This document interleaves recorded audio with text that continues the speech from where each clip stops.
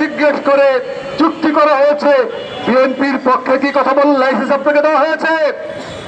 এবং আরো আশ্চর্য, বিএনপি এই বিষয়ে কোন রকম কথাবার্তা বলে নাই।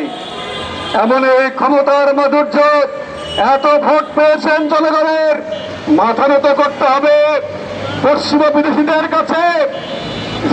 জামাতে ইসলামীর নেতা তিনি পত্রিকায় বিবৃতি দেননি, ফেসবুকে স্ট্যাটাস দিয়েছেন, আমাদের সঙ্গে আলাপ হয়নি, বাস কাজ শেষ। আমরা কেন বিরোধিতা করছি?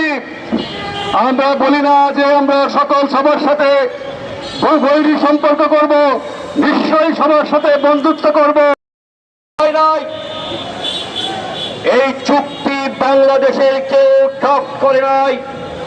এই চুক্তি খসড়া করেছে মার্কিন যুক্তরাষ্ট্রের বিশেষজ্ঞরা। এই চুক্তিতে 130 বার বলা আছে বাংলাদেশ ফেল, অর্থাৎ বাংলাদেশ বাধ্য থাকবে। আর মার্কিন যুক্তরাষ্ট্রের বেলায় বলা আছে মাত্র 6 বার। এই যে চুক্তি, এই চুক্তি হচ্ছে দেশ বিরোধী চুক্তি।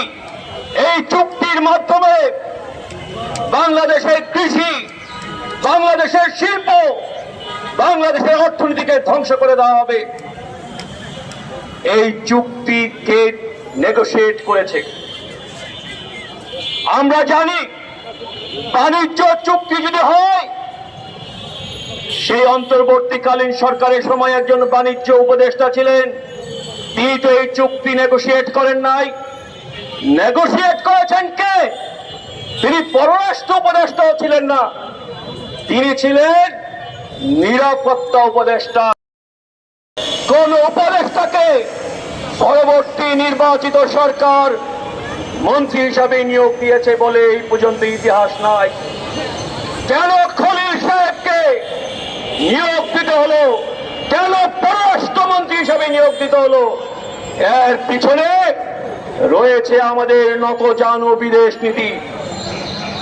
বিএনপি জয়লাভ করলেও 2/3 আসন তারা জয়লাভ করলেও তাদের মধ্যে মার্কিন সাম্রাজ্যবাদকে মোকাবেলা করার মতো কোন সাহস নাই।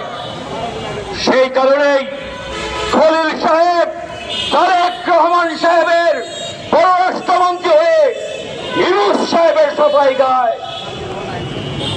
তাকে জিজ্ঞেস করলে সে বলেছে তারেক এবং শফিক দুজনের এই সম্মতি সহ এই চুক্তি করা হয়েছে।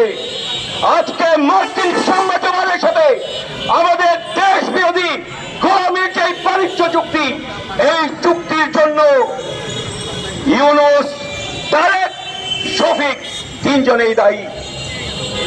আমি সরকারের কাছে বলতে চাই, আপনার